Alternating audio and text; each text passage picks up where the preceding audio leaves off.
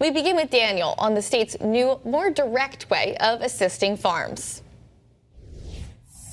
In East Hampton, Governor Healey and Lieutenant Governor Driscoll, in a joint effort with United Way, announced the Massachusetts Farm Resiliency Fund.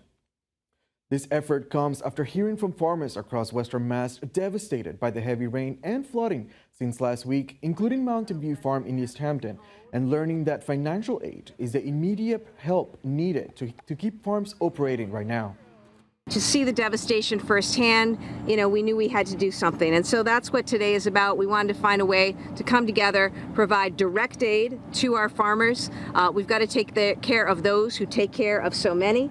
And we've got to also recognize that there are implications for our farmers that are big time that we're going to work to resolve. This type of help could go a long way for farmers like Liz Adler from Mountain View Farm and Ken Pepin, the owner of Pepin Farm, who says this is some of the worst damage he's seen.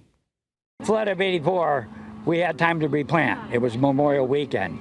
This time here, it's the middle of July, late July. It's too late to replant most crops. We met with the Department of Agriculture on Wednesday, just like 2 days after, 1 or 2 days after the flood. And I know that they have a huge job because they have to gather and aggregate all the data. I mean, there was thousands of acres lost, I imagine. And so I know that takes time, and we're just hopeful that it will come through eventually. Farmers impacted by the flooding can go to the official website for the fund to start the process and get help. We have a link on our website, westernmassnews.com. Just click on the blue As Seen on TV button. Reporting live in studio, Daniel Santiago, Western Mass News.